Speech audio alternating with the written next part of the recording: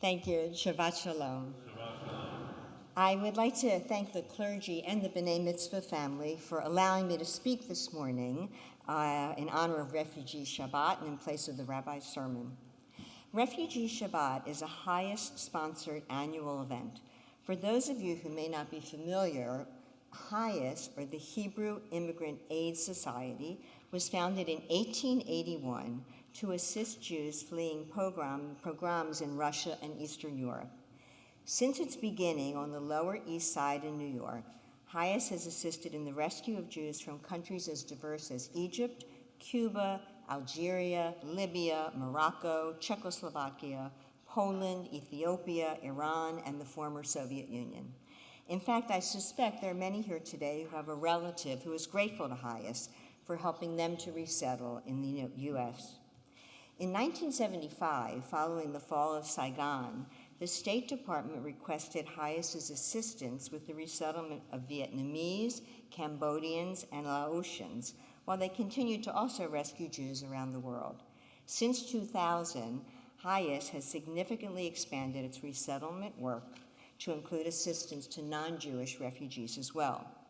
The HIAS Refugee Shabbat program is designed to shine a light on the experiences of refugees and asylum seekers. My hope this morning is that you will learn something new about the current status of refugee and asylum seekers, as well as some of the ways these concerns are being addressed here at Bethel, that you will see the connection between refugee resettlement and Jewish values, and finally, that you will be inspired to learn more and or to take action. All that in the next 10 minutes, which I'll try and do in 8 minutes. First, what is the situation? Let's start with a little trivia to see how much you know. While the news lately has focused on Afghanistan and now Ukraine, refugee resettlement is an ongoing challenge. So see if you can answer these two questions. Here's the first one, true or false? So you have a 50-50 chance. Here in the U.S., refugees are considered the same as asylum seekers. Refugees are the same as asylum seekers. True? False? False is correct. That's the correct answer. This is it's not relative. I'm going to give you a relatively simple answer, but it's a whole other speech in itself. A refugee is a person who has been forced to flee her or his home country due to a fear of persecution. The primary difference between a refugee and an asylum seeker is that a refugee is granted refugee status while still outside of the U.S., either by their host country's government or the United Nations High Commissioner for Refugees. So refugees arrive in this country with immediate legal status and associated benefits. An asylum seeker, similarly, has also been forced to flee her or his home country due to a fear of persecution. The difference is that an asylum seeker is already present in the U.S. or is seeking admission at a port of entry, and as such, they do not have immediate legal status or related benefits, such as work authorization.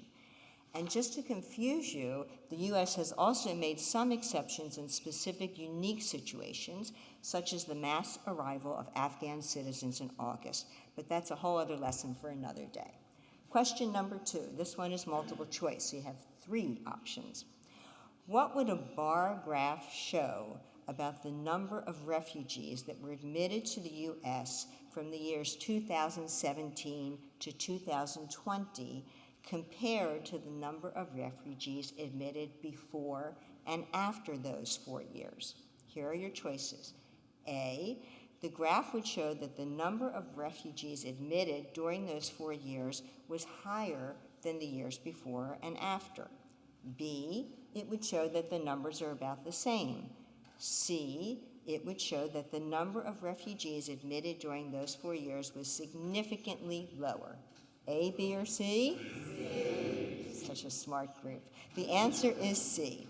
You may recall that in 2016 was an election year, and our previous president significantly lowered the ceiling for admitted refugees during his term of office.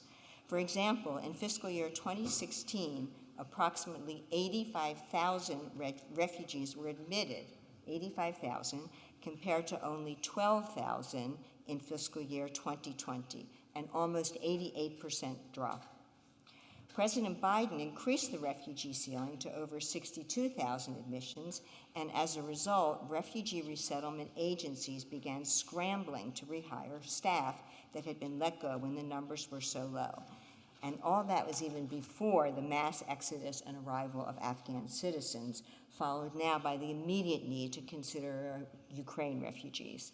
So as you can imagine, those involved in refugee and asylum seeker resettlement are beyond overwhelmed. While here at Bethel we are hardly solving the problem, I am proud to say that we are not just talking the talk, we are also walking the walk. Allow me to share with you a little bit about the history of the Bethel Refugee Committee. The seeds were first planted in the spring of 2017, partly as a reaction to the change in administration refugee policy that I just mentioned. A group of Bethel congregants wanted to do something. Informal chats in the synagogue hallways led to the formation of a committee that began to explore options. The committee leadership has changed over time, and the one constant has been Sharon Fine. With Sharon's continued urging, a partnership with Lutheran Social Services and their Good Neighbor program began. LSS offers 3 levels of partnership commitment in that program. You won't be surprised to know that a committee of Bethel congregants recommended we partner at the highest level.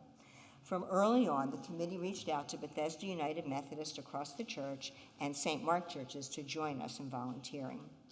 In September of 2018, the day after Rosh Hashanah, and with just a few days' notice, we welcomed the Faraha Saidi family and their 7 children. They clearly met the criteria for refugee status as opposed to asylum seekers. After fleeing their native Democratic Republic of Congo, the family had spent many years in a refugee camp in Uganda. Did I mention they spoke no English and were basically illiterate in Swahili? Ultimately, the challenge of finding employment here in the DC area for unskilled, non-English speakers was overwhelming, and the family relocated to the Michigan area in the spring of 2018, where they had some personal connections and where there were factory jobs.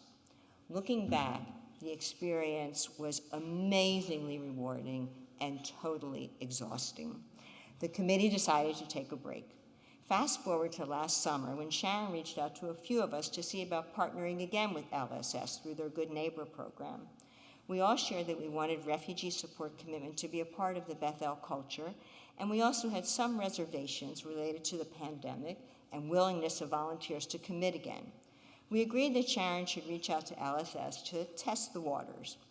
Then the news from Afghanistan started pouring in, and the decision was made. How could we not step up? And we needn't have worried about volunteer support. Even those who initially said, "Let me think about it," became actively involved as soon as they heard a family was coming. It has now been 4 months since the Maruf Sadat family arrived on October 19th with their 3 children, a completely different backstory than our first family. Remember the definition of a refugee.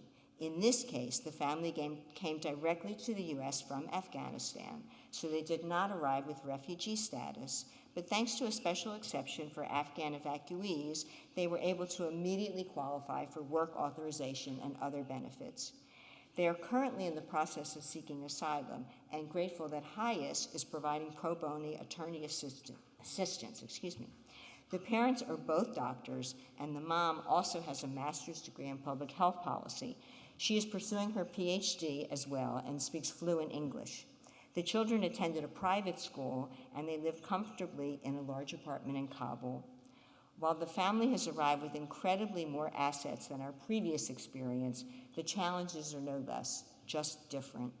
They especially worry about family and friends remaining in Kabul who are unable to leave.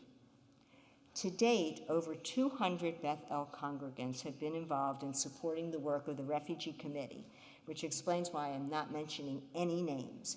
But I know there are some here this morning that have been actively involved. Support has been both financial and through volunteer hours. If I were a refugee, God forbid, I would want to be a part of this community. Need a Swahili interpreter? Somebody knew somebody who had been a Peace Corps volunteer where she learned that language and was willing to help. How about an ophthalmologist to do a pro bono eye exam to be able to write a prescription for eyeglasses that were lost by a 13-year-old en route from Kabul to Maryland with stops in Qatar, Germany, and the Fort McCoy Army Base in Wisconsin. Or a real estate professional to help with an apartment search. Or maybe some teachers who could support learning English. How about someone who has access to a medical or a public health policy network, or a needed legal consultation? How many of those would you like? We even have an asylum application expert. How lucky are we? In working with both families, Bethel congregants have more than stepped up. Together they have organized for and provided meals, furnished apartments, set up technology, refurbished bicycles, provided transportation, sorted clothing, created bargain shopping experiences, designed a bat mitzvah project to support refugees, helped to manage financial resources, arrange for family, weekend, social activities. The list goes on and on. I am so very proud to be part of such a talented community. But it is not just that congregants have skills, it is their willingness to help that truly inspires. That brings me to the connection of refugee resettlement and Highest initiated Refugee Shabbat. Why didn't Highest plan a refugee Easter program or a refugee Ramadan event? What is unique about the connection of refugee resettlement to Jewish communities? Perhaps it is that the Torah mentions no less than 36 times that we should welcome or care for the stranger. In fact, more than any other commandment. For example, in Exodus 22:20, you shall not wrong nor oppress a stranger, for you were strangers in the land of Egypt. Or in Leviticus 19:34, the strangers who reside with you shall be as your citizens. You shall love each one as yourself, for you were strangers in the land of Egypt. I, Adonai, am your God.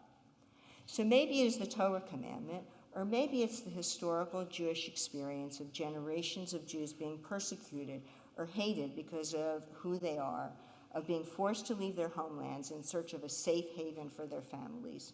Or maybe it's the recent events, like what happened at the Pittsburgh Tree of Life Synagogue on the very morning they were observing Refugee Shabbat a few years ago. Or the most recent episode at the Bethel Israel Synagogue in Colleyville, Texas. Our collective Jewish experience knows what it is like to be a target of hate, to be unwelcomed. All the more reason to welcome the stranger in our midst. Feeling inspired? While our Afghan family is well on their way to becoming independent, many others still struggle. We hope you will check out the Refugee Support Resource List on the Tikkun Olam page of the Bethel website. There you will find links to sites where you can learn more information and also find opportunities to volunteer. Maybe, for example, the attorneys in the room would like to be trained by Highest to offer pro bono asylum application support. No previous immigration law experience required. Or maybe you would like to join Sisterhood on Good Deeds Day to participate in a Kind Works activity to make aush, an Afghan soup, to be delivered to Afghan families in our area. Or maybe you would like to check out the list of recommended refugee-themed novels for your next book club or personal reading. That's just a few of the suggestions you'll find there. On a personal level, when I look back on my experiences being part of the Refugee Committee, I am grateful for all that I have learned about other cultures and other ways of doing things, to see the universal connections we share, and to appreciate our unique differences as well. I have recognized that I have as much to learn from others as they might from me, and it has been a bonus to get to work alongside so many others that I didn't know so well here at Bethel. Clearly, for me, a win-win situation. So in summary, I started by saying that my hope for this morning was that you would learn something new, that you would find out what we're doing here at Bethel, that you would see the connection between refugee resettlement and Jewish values, and finally, that you would be inspired to learn more and take action. I know that I will have been successful if you tell me something you're now planning to do. Thank you for listening, and Shabbat Shalom.